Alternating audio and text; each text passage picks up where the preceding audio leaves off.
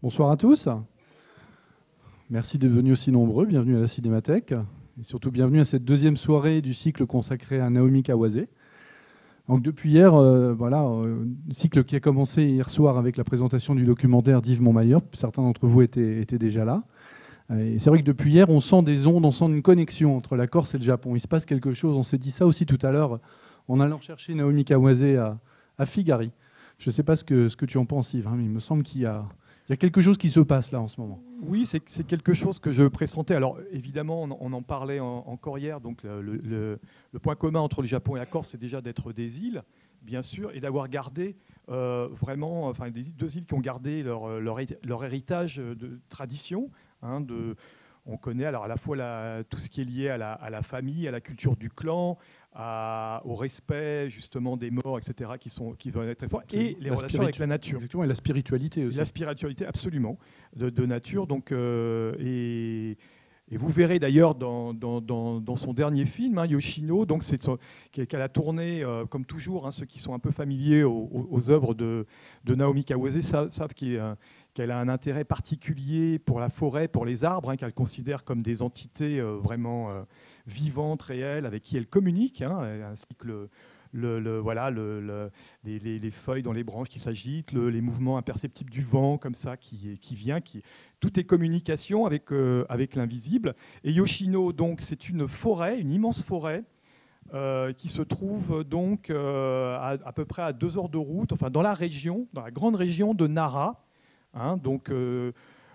Comme je le disais hier, si vous visualisez un peu où se trouve Kyoto, c'est à côté. Donc il y a une région qui a préservé véritablement sa culture, la culture ancestrale.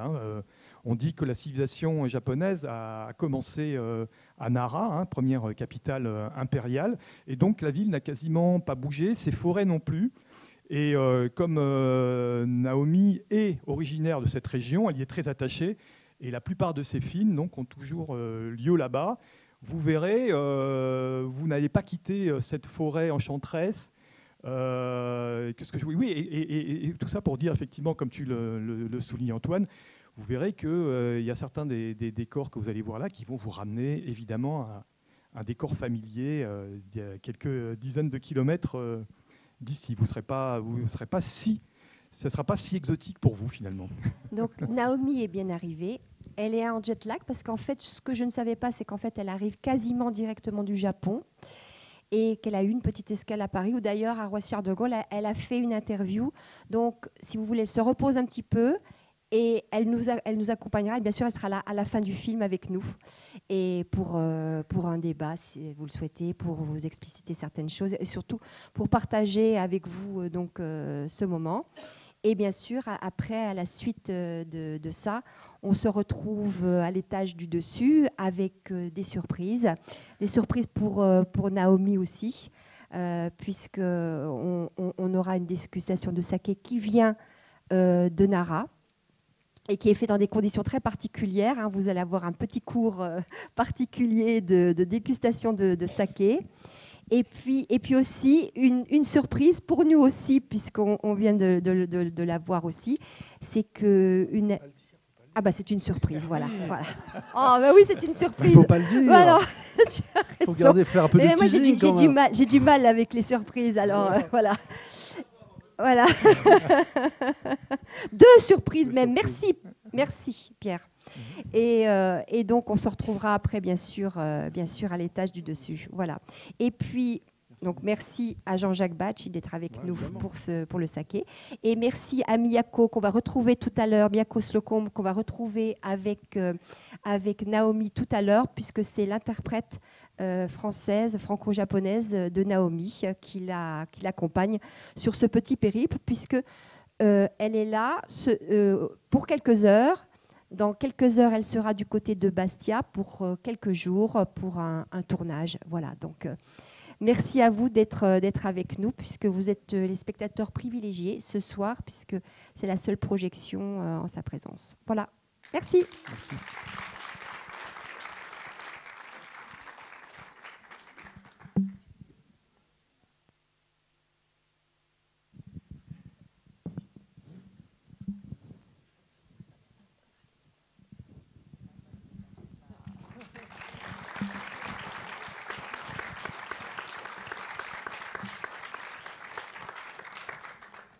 Merci à vous d'accueillir Naomi Kawase ici en Corse, dans cette salle à Belgance, la Cinémathèque. Merci à elle de venir nous présenter ce très beau film qui sera suivi. Je vous invite évidemment à nous suivre et venir voir Still the Water et la forêt de Mogari jeudi prochain et jeudi en 15. Voilà. Et pour ce, je sais que beaucoup d'entre vous connaissent déjà le travail de Naomi Kawase et certains d'entre vous aussi dans cette salle connaissent Nara. Donc on est d'autant plus heureux de partager toutes ces émotions avec vous. Et ce film, c'est le dernier, c'est votre dernière fiction. Donc vous connaissez sans doute Naomi Kawase à travers ses films de fiction, présente au Festival de Cannes, multi-récompensée, mais c'est aussi une photographe confirmée, professeure à une très grande école au Japon, et auteur de beaucoup de films de films très intimistes, de documentaires, et que nous aurons, j'espère, aussi le plaisir de découvrir, parce que c'est vraiment une partie de votre travail qui nous intéresse aussi énormément. Alors ce film, on parlait, Yves nous parlait de...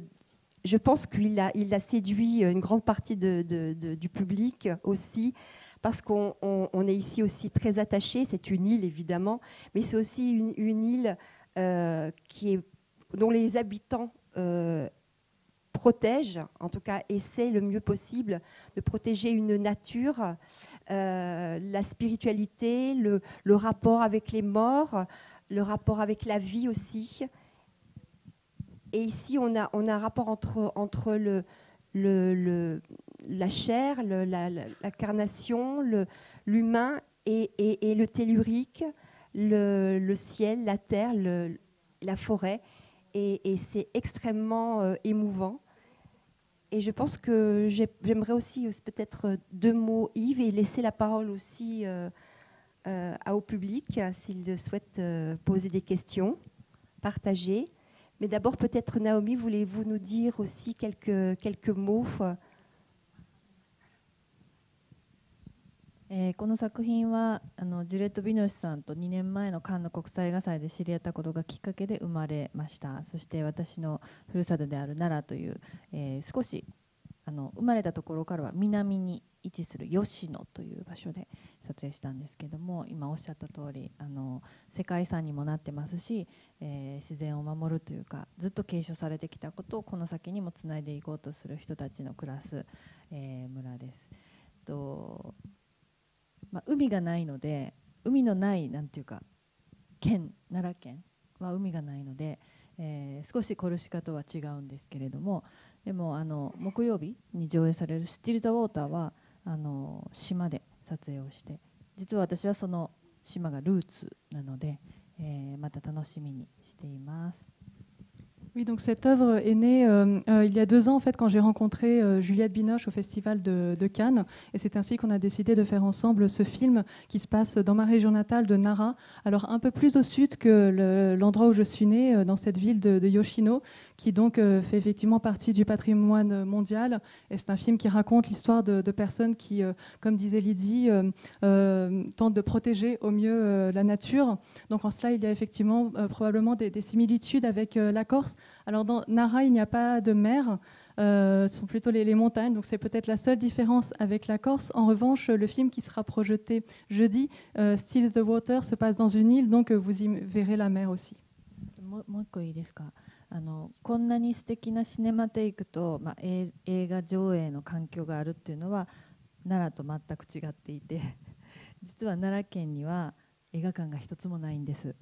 もう全国的にシネコンって言われるものは増えてきてるんですけど、こういったなんか小さくても良質な映画をかけているシネマテイクのようなものはどんどん減っていってて、私がそこに住んでるのに映画館がないという、そういう状況の中で映画を作っているのでとても羨ましいです。皆さんがこういうふうにして映画を見られて人生にとってすごく豊かなものを取り入れられているっていうのが、羨ましいなと思って今日は本当に招待してくださってありがとうございます。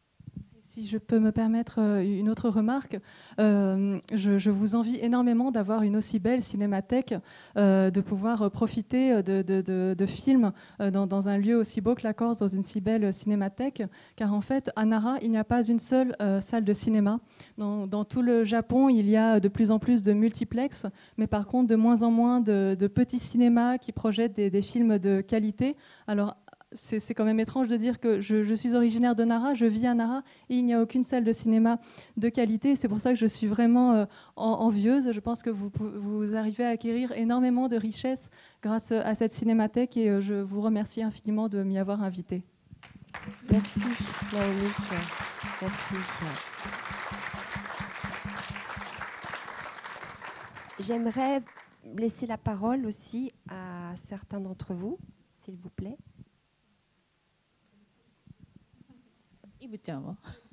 Peut-être qu'Yves aussi voulait dire quelque chose. Non, mais le public, on a déjà tellement échangé.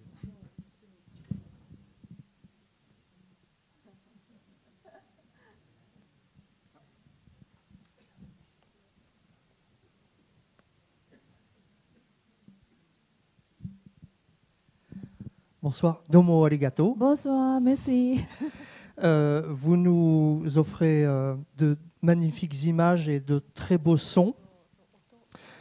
Et dans chaque détail que vous nous offrez aussi, on voit, même si c'est des détails minuscules, tout l'univers qui entoure votre monde et le nôtre aussi. Et à un moment dans le film, il y a un message qui est lancé sur...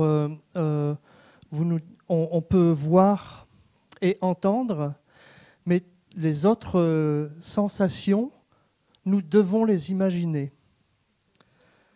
C'est-à-dire, je pense que vous parlez du goût et des parfums. Et est-ce que ça n'est pas une espèce de frustration que vous voulez nous faire passer de ne pas pouvoir nous offrir, avec vos images et vos sons, aussi le goût et le parfum de votre monde? Merci.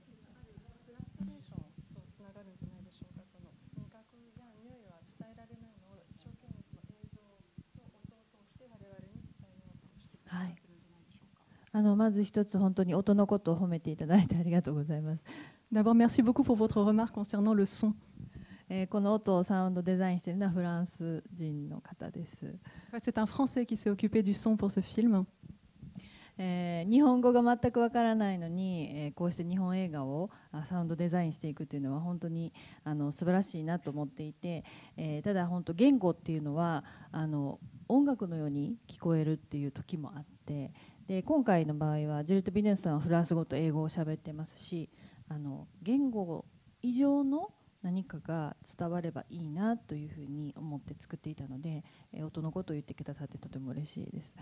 Et donc, c'est quelqu'un qui ne comprend pas le japonais, mais qui a réussi à travailler sur ce film. Donc, je trouve ça absolument formidable. Et donc, parfois, j'ai l'impression que la langue peut sonner comme une musique. Et donc, Juliette Binoche, elle s'exprime en français et en anglais dans le film. Mais j'espérais qu'avec ce film, on puisse transmettre quelque chose au-delà des mots. Donc, je suis vraiment ravie que vous fassiez une remarque sur le son. で今言われたその匂いとか映画は本当にこの二次元の世界で立体でもないですし、人物を触ろうと思っても触れない、けれども自分はおっしゃる通り、そういった見えないものだったりとか、香ってこないものを感じていただけるっていうようなものを作っているつもりなので、そこは何かこう神様の領域というか、その辺のところに自分も身を置いて、想像していくっていうことなのかなと思って、作品を作っています。Effectivement, vous parlez d'odeur et de goût, et c'est vrai que le cinéma, c'est un monde en deux dimensions. Il n'y a pas de volume, on ne peut pas toucher ce qui s'y passe, mais j'ai envie, à travers mes films, de faire ressentir au spectateur des choses qu'il ne peut pas forcément voir à l'œil nu. Et en cela, j'ai envie de me poser dans une sorte de territoire divin et inviter les gens à imaginer à partir de là.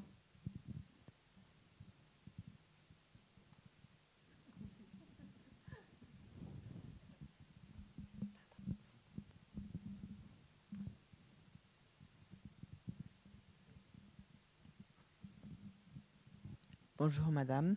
Bonjour. J'ai une petite question très primaire, c'est le cas de le dire. Ce sont des cryptomères, les arbres?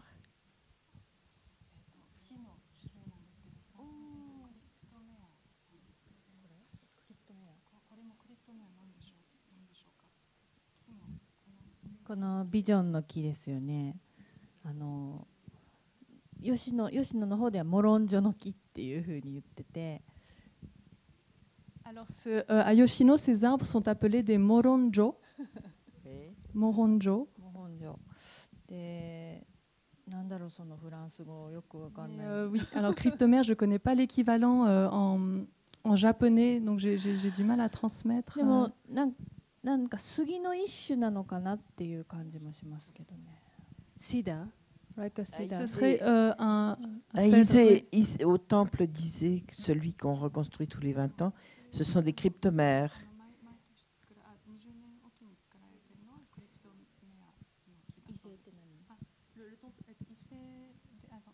Vous parlez du temple qui est reconstruit tous les 20 ans? Oui. La forêt qui est, avant d'arriver à Isée, c'est des cryptomères. Ah, Oiseさんですね。伊勢神宮ですね。Vous parlez du Ise Jingu, c'est Oui, bien alors ça. là-bas, c'est les cryptomères, les arbres. 杉かな、杉とヒノキかもしれない。 Alors peut-être, oui, donc cèdre ou hinoki. Je connais pas le japonais. でももちろんおっしゃってるように、吉野に生えてるのは杉ヒノキで、それがそういう神様の木に使われているのは確かですね。Alors, en tout cas, ceux qui poussent les arbres qui poussent à Yoshino, ce sont des hinoki de Yoshino, des cèdres de Yoshino, et qui sont liés aux dieux. Oui. なんかすごいいい匂いがします。Ils ont une odeur très agréable, un parfum agréable, 心を癒してくれる。qui vous apaise le cœur.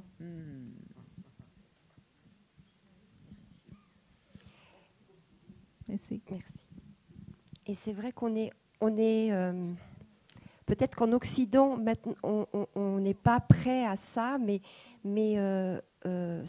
toute cette magie qui emplissent à la forêt, les personnages qui existent, ils sont des fantômes, ils reviennent, ils ressuscitent. C'est vrai qu'on est un petit peu perdu à un moment donné. En tout cas, j'ai été un peu perdue, mais en même temps pris, possédé, on va dire, comme une possession, hein, quand on est possédé par cet esprit, par ces esprits. Et c'est assez étonnant pour nous. Merci. なんか日本はアミニズムというのか、八百万の神なんですけれどもね、あらゆるところに石だったりとか木だったりとか、もちろん大地だったりとか、なんかそういうあらゆる自然の数々のところに神様が宿るっていう考え方っていうのは仏教が入ってくる前からあって、どちらかというと私はそっちの方に、とても興味があるという感じです。奈良という場所に生まれて育っているからかもしれないんですけれども、そしてご先祖様っていう実際に自分がここに存在する、ことになった、前の人たちっていうか、そういう人たちをとても敬うっていうような考え方が私の暮らす町にはあって、なので、私自身も本当にこの世代この時代に生まれてきた、そして映画を作る役割をいただいたっていうふうに思ってますけど、これはもうとある私であって、この先また次の人たちがつないでいくっていうふうに信じて疑わない、映画というものでそのことの大切さを伝えていきたいっていうふうに考えています。Oui, c'est vrai que le Japon a une culture animiste, c'est-à-dire que les Japonais considèrent que des dieux sont présents un peu partout, même dans les objets inanimés tels que des pierres, des arbres ou la terre. Et donc cet animisme était très présent avant que le bouddhisme n'arrive au Japon. Et c'est vrai que c'est une pensée, une religion qui m'intéresse davantage. Alors peut-être parce que je suis née et que j'ai grandi à Nara, où le respect des ancêtres est très présent. Et donc moi, je considère que je suis née dans une période donnée, dans cette période-ci, que ma mission est de faire des films, mais j'espère que cette mission-là, elle sera transmise aussi aux générations futures et que je pourrai créer une sorte de lien qui sera transmise aux générations futures.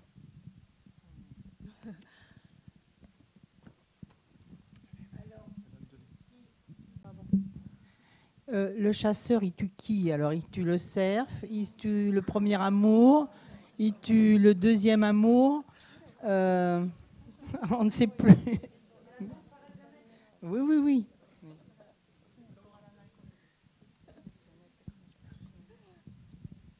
はい、まあ誰を殺したかっていう具体的なことをお答えするのはあんまり楽しくないかなと思うので、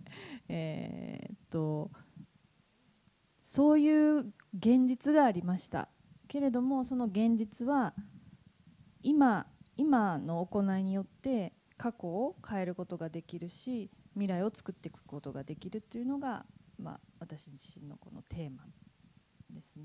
ちょっと難しい。Je pense que ce ne serait finalement pas très amusant de vous dire qui le chasseur a tué, mais pour répondre d'une autre manière, je dirais qu'il y a eu telle forme de réalité, mais qu'avec tel acte qui a eu lieu dans le présent, il a été possible de changer le passé, il sera aussi possible de changer le futur, et c'est ça qui constitue l'un des thèmes principaux de ce film.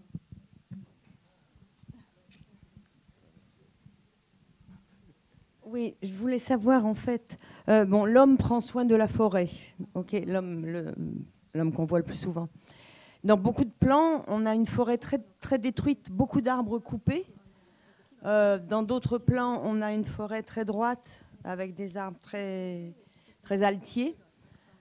Le premier plan, un arbre tombe. J'aimerais bien savoir le statut de la forêt dans laquelle vous avez tourné, ou si vous avez tourné dans une seule forêt. Et comment on s'occupe de la forêt au Japon? Enfin, brièvement. Hein.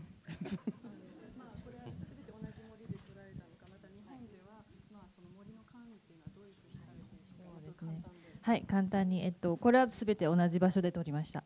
で、この地域の森は実は500年前からこうして人間が植えて、そして育てて切ってで家などにこう使っていくっていうことなんです。つまり500年前から人間と自然が一体になってその森を守ってるっていう形です。で、ただ現在は、その担い手、それを継ぐ人がすごく少なくなってきている。とても危険な仕事ですし、そして、育てるのも実は、最低でも6、70年かかるんですね。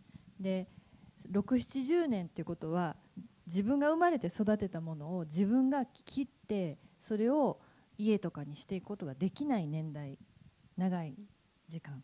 つまり自分のその次の世代に対して今の自分を渡していくっていうような作業をずっとしていく。でも今の自分は前の人からそれを受け取っていく。こういうサイクルでする仕事が今の時代には、今の若い人には時間が長すぎて人気がないっていうような状態。それは世界的にそうかもしれない。時代がどんどん速くなってスピードが優先されていくっていう形ですが、この森はそういった長いスパンで人々がつながっているっていう感じです。Oui, alors d'abord pour votre première question, oui, tous les plans sont filmés dans la même forêt. Alors c'est une forêt qui, en fait, depuis 500 ans, les arbres de cette forêt sont plantés par les hommes, puis coupés par eux pour faire des maisons. C'est-à-dire que depuis 500 ans, il y a eu ce lien entre l'homme et la nature qui se sont unis pour protéger la forêt. Mais il se trouve qu'aujourd'hui, à l'heure actuelle, il y a de moins en moins de personnes qui prennent le relais, déjà parce qu'il s'agit d'un métier dangereux, et aussi parce que ces arbres, ils mettent 60-70 ans à grandir, c'est-à-dire que les gens qui plantent les arbres n'iront jamais jusqu'à couper les arbres qui sont plantés eux-mêmes pour en faire leur maison. ce sont les générations suivantes qui le feront, et eux-mêmes, donc les arbres dont ils s'occupent, ce sont des arbres qui ont été plantés par les générations précédentes. Donc on est dans un cycle où le temps est très lent, et pour les gens d'aujourd'hui, finalement, c'est un temps qui est trop long. Et peut-être que d'ailleurs, ce n'est pas quelque chose qu'on constate qu'au Japon, mais quelque chose qu'on constate dans le monde entier, où on va privilégier la vitesse. Mais donc cette forêt, elle exprime l'idée du lien dans un temps beaucoup plus long. On voit à un moment le personnage de Juliette Binoche dessiner, faire un croquis de la plante, et puis on voit à côté un morceau d'ADN, en fait, ce qui ressemble à être un morceau d'ADN. Et puis on aboutit ensuite justement à l'explosion des spores. Et donc on imagine que les spores vont répandre cet ADN. Et en fait, ça m'a un petit peu fait penser à une théorie scientifique qui avait été développée dans les années 90, qui s'appelait le selfish gene. C'est-à-dire que chaque être vivant est en fait un vecteur pour la vie. Et l'ADN, en fait, c'est un morceau de vie très égoïste qui cherche à se répandre et à se reproduire pour survivre, en fait. Et est-ce que c'est pas un petit peu aussi ça qu'il faut retenir du film, c'est-à-dire ces notions un petit peu de réincarnation, le fait que l'être humain ou les animaux enfin tous les êtres vivants soient simplement des vecteurs.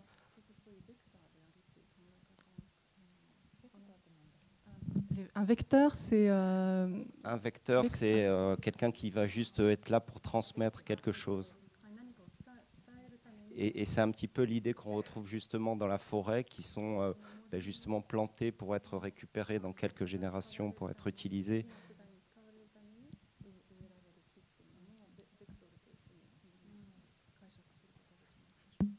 そうですね、なんか私自身もまだ生まれて50年ですけれども、人類が一体どこからやってきてどこへ行くのかっていうことにとても興味はあります。作家としても作り手としても、じゃあそのどこへ行くのかっていうことに対して、より良い方向に行きたい、行ってほしいっていう願いがあります。ただ本当にそのあたりにおいて、ベクターっていうんですかね、そっちのどっちに行くのかっていうことにおいては少しこの人類が間違い始めているような気もしていて、で DNA だったりとか、もっとすごくちっちゃな世界、私たちが見えづらいような世界の中で何か革命が起こっていたりとか、もしくはもう宇宙っていうすごく大きな世界のところで自分たちが計り知れないような何かこうミスを犯してるんじゃないかとか思うときに、でもそんなちっちゃい世界や大きな世界っていうことを想像しても全くわからない、実は現実っていうのは何が起こってるかわからないけれども、自分自身がその次の一歩をより良い方向だというふうに信じて、例えばそれは私と誰かがつながっていくために私自身が謙虚になるとか、私自身が笑っていられる今を作るとか、なんかそんな風なことを考えながら生きているので、奈良で生きているので、そのジュレット・ビノシュがフランスからやってきて、ジャンヌという人がフランスからやってきて、日本の森の中で私が今言ったようなことを感じて、またその国境を越えて世界中の人々がつながり合うような、そういう世界になれたらいいな。そして地球だけじゃなくて実は宇宙も含めて、なんかこの世界がもっとより良い方向になれればいいなっていうようなメッセージを込めているので、ちょっとなんかおそらく質問されていることの明確な答えはもう私には持てないんですけど、この映画においてはそういうふうなメッセージを込めています。Oui, alors moi-même, donc ça fait 50 ans que je suis née, 50 ans que je suis sur Terre, et je me pose souvent la question de d'où vient notre civilisation et vers où elle va. C'est une question que je me pose souvent en tant que créatrice, en tant qu'autrice. Où est-ce qu'on va? Et tout ce que je peux espérer, c'est qu'on aille vers une bonne direction. Mais là, peut-être que donc, ces vecteurs dont vous parlez entrent en scène, et quand on se pose la question de où on va, je me dis peut-être que notre civilisation commence à faire des erreurs et qu'elle va vers une mauvaise direction. Et ça, c'est quelque chose qu'on peut aussi voir dans un monde beaucoup plus infiniment petit, le monde de l'ADN. Peut-être qu'il y a une vraie révolution qui est en train de se produire dans l'univers de l'ADN, ou peut-être dans un monde beaucoup plus vaste dans l'univers. Mais bon, tout ça, en fin de compte, je ne le sais pas. Mais moi, à mon échelle, tout ce que je peux faire, c'est espérer que le pas suivant que je vais faire, c'est un pas qui ira vers la bonne direction. Et donc, j'essaye dans mon quotidien de faire preuve d'humilité, d'essayer de créer un cadre où je pourrais donner le sourire, tout ça en vivant dans la ville de Nara. Et donc, de la même manière, Jeanne, le personnage du film, elle vient depuis la France. Elle ressent ces sentiments-là une fois à Nara. Et moi, ce que j'espérais à travers ce film, c'est que ce type de sensation puisse dépasser les frontières et que les choses puissent aller vers une meilleure direction. Donc, bon, je m'éloigne un petit peu de votre question, mais tout ce que je voulais vous dire, c'était que c'était ces sentiments-là qui m'habitaient lorsque j'ai fait ce film. Merci.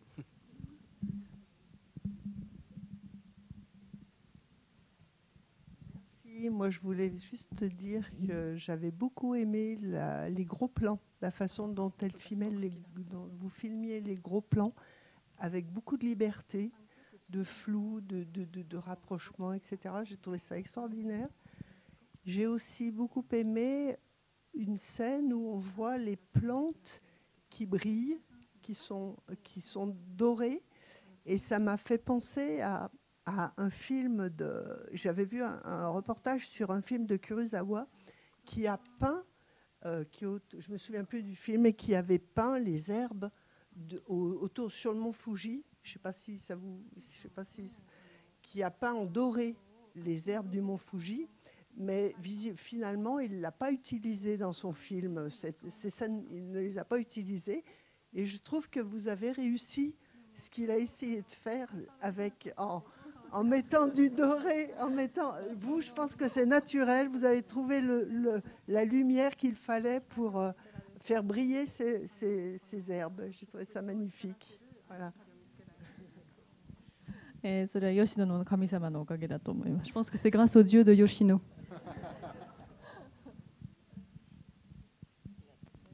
Merci. Bonsoir madame. Bonsoir. Merci beaucoup pour votre film, bravo. Merci.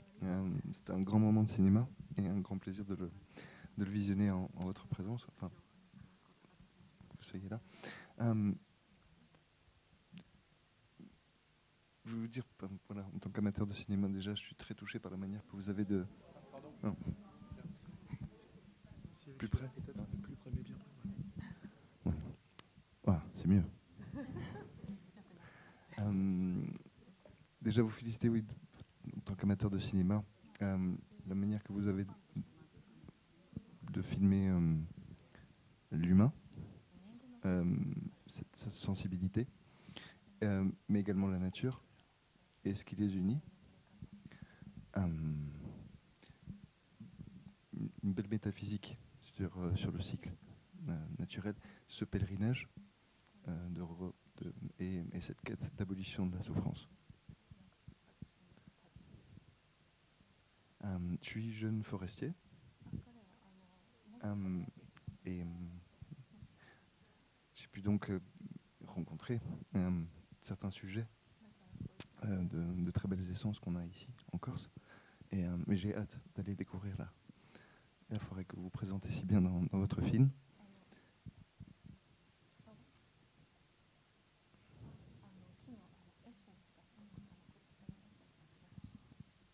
C'est les deux. Dans ma formation, j'ai appris deux choses intéressantes par rapport au sujet. C'est que quand l'homme commence à toucher la nature, lui faut l'entretenir continuellement. Sinon, on lance un cycle dont l'ultime stade ne peut être que le feu, l'incendie. Quand la forêt corse était cultivée de manière constante et plus entretenue, protégée, il y avait beaucoup moins de feu. L'autre chose aussi qui est très intéressante, c'est que une conférence qui avait eu en Baleine, un chercheur américain a prouvé que les grands incendies de feux de forêt, par exemple aux États-Unis, parcouraient toute la forêt, sauf certains endroits où les arbres mouraient. Et comme on le voit un petit peu dans le film, dans votre film d'ailleurs, des troncs qui sont en décomposition, en transformation, mais où la vie fongique, donc des champignons, est très très présente. Le feu passe, mais laisse celui-là, et à partir de cet endroit-là, la forêt repart. Et je trouve que, voilà, autant métaphysiquement, symboliquement, vous avez une autre vie, évidemment, derrière le film. Mais ce lien-là entre le champignon et l'arbre est vraiment essentiel.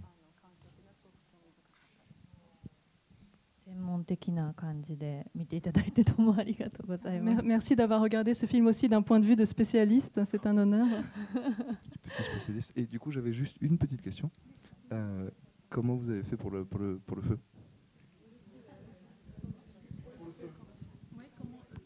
Techniquement, oui, comment ça a été possible? Techniquement, ah.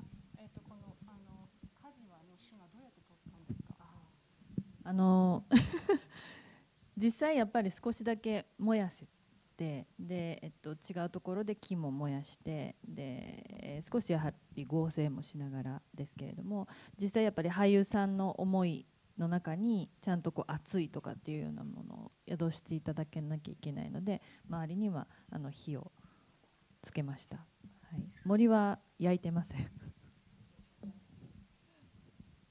Alors, il a fallu brûler quelques arbres, il a fallu brûler un peu et également brûler dans un autre endroit quelques arbres, mais pour le principal, on a fait appel à des effets spéciaux, mais il était important que les acteurs ressentent la chaleur dans leur jeu, donc les flammes étaient bien présentes, mais je n'ai pas brûlé une forêt entière pour faire le film.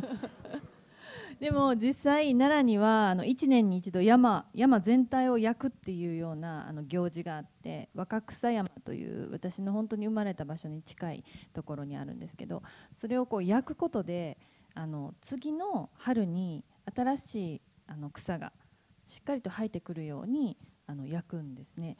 でそういうこう大地っていうのはとてもやっぱり再生能力があって、本来の強い植物たちっていうのは自らのこう再生能力が強くて、でそういったものを一度やはりこう焼き尽くすっていうような考え方が日本の山の中にはあります。Mais pour apporter une information supplémentaire, à Nara, il y a une sorte de cérémonie qui se déroule une fois par an qui consiste à brûler totalement une forêt dans un lieu qui s'appelle Wakakusayama. Et l'idée, c'est qu'en brûlant cette forêt, au printemps d'après, il y aura de nouvelles herbes qui vont naître. Et c'est vrai que la terre a une force de régénérescence qui est très très puissante, et du coup il y a une pensée au Japon selon laquelle il faut tout brûler une fois pour voir renaître les choses. Et j'aimerais d'ailleurs rebondir, c'est intéressant parce que sur cette idée justement de feu, ce que vous aviez évoqué avec Naomi Kawase, comme quoi il y a vraiment des correspondances entre les cultures et les civilisations.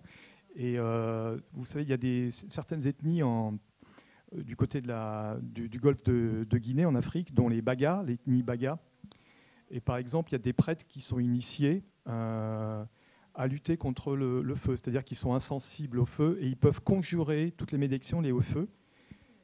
Et depuis longtemps, et ils continuent à le faire d'ailleurs depuis peut-être des siècles, des décennies, enfin, quand il y a un incendie qui se produit au large d'un village, ils font appel à l'initié en question, qui est maître du feu. Il revêt son masque. Et comme on l'a vu dans le film, de Naomi, ça se passe exactement comme ça, c'est-à-dire qu'il va faire une danse pour conjurer le feu et le faire arrêter. Et les villageois, notamment de cette ethnie Baga, disent qu'ils n'ont pas besoin de pompiers. C'est-à-dire qu'il y a vraiment, c'est les initiés qui arrêtent. J'ai le plaisir moi-même d'avoir un de ces masques rituels, vous voyez, qui est travaillé par le feu, etc., qui possède vraiment un pouvoir. Et c'est étonnant de voir effectivement qu'entre le Japon, l'Afrique et sans doute d'autres civilisations, il y a ces jeux. Ah bon?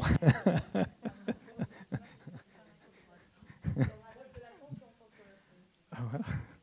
Donc il y a toujours une manière de conjurer.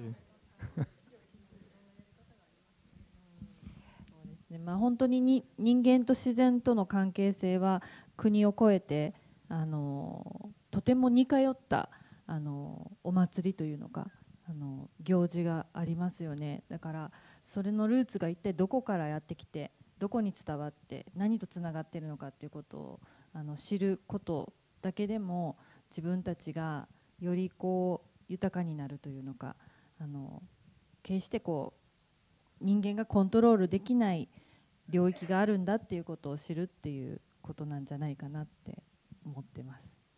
C'est vrai que la relation entre l'humain et la nature, elle dépasse les frontières. C'est quelque chose qu'on voit dans tous les pays et qui est célébré dans des festivals, des cérémonies. Et je pense qu'il est très intéressant de se demander d'où viennent toutes ces traditions ancestrales et où est-ce qu'elles nous emmènent aussi. Et je pense que rien que le fait d'avoir conscience de ce lien entre l'homme et la nature et de toutes ces festivités qu'il y a eu de tout temps, ça nous apporte une richesse et nous rappelle aussi qu'on ne peut pas contrôler la nature. Une dernière question. Et nous conclurons. Ce don de l'enfant, quel est le symbole?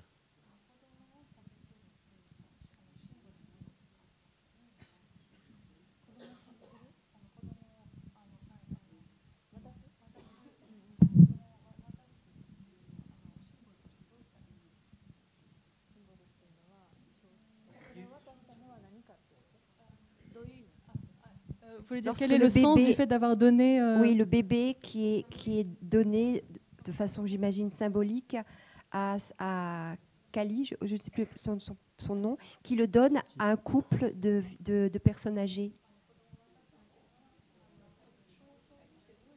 À qui? En tant que symbole, quel est le sens du fait de donner l'enfant? この映画においては先ほど言ったこととちょっと近いんですけど、とても悲しい過去があるとする。でも今を変えれば未来が変わると言えます。でも過去も変わるっていうふうに伝えたい、そういう感じ。Ça rejoint un petit peu ce que je disais tout à l'heure, c'est qu'il peut arriver qu'on ait vécu des événements tristes dans le passé, mais que des actions que l'on va faire, des choses que l'on va faire dans le présent, alors bien sûr elles vont changer le futur, mais moi ce que je voulais dire c'est qu'elles peuvent aussi changer le passé, et c'était le message que je voulais transmettre. で、もう一個、宗教的哲学 peut-être philosophique でももう一つもっとパーソナルなことをお伝えすると、私自身が両親がもう私が生まれる前に別れていて、私は生まれなかったかもしれない存在なんですね。でも生まれてきた、そして、子供のいない老夫婦に育てられているんです実際で。それは遡って私のプライベートドキュメンタリーを見ていただければすごくよくわかるんですけど、なんかそこの自分自身が今ここに立ってるっていうことの喜びみたいなものを、作品も通してこう根底に眠らせながら、先ほど言ったような哲学なのか宗教なのか分かりませんけど、プライベートとしては自分は映画を作ることで自分自身のより良い人生を作っていこうとしているっていうことも言えます。Et pour vous donner un aspect plus personnel dans ma réponse, moi-même, en fait, mes parents se sont séparés avant ma naissance, c'est-à-dire que j'aurais pu ne pas naître. Mais finalement, je suis née et j'ai été élevée par un couple âgé de ma famille. Ça, j'en parle avec beaucoup de précision dans mes documentaires. Si ça vous intéresse, vous pouvez les visionner. Et donc, moi, ce que je voulais exprimer dans cette œuvre, c'était ma joie d'être là, ici et maintenant. Alors peut-être que c'est un symbole philosophique ou religieux, mais en tout cas, moi, mon point de vue, c'est que en faisant des films, j'ai envie d'améliorer ma propre vie. Merci beaucoup. Merci.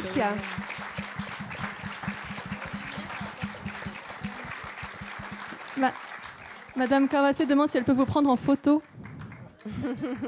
Merci. Merci Naomi Kawase. Merci à Miyakos Lecombe d'avoir si bien traduit. Merci à Yves Montmailleur aussi. Et puis merci à vous. Et on se retrouve, on va continuer à échanger autour de quelques mets et quelques boissons. Merci. Et des surprises. サプライズを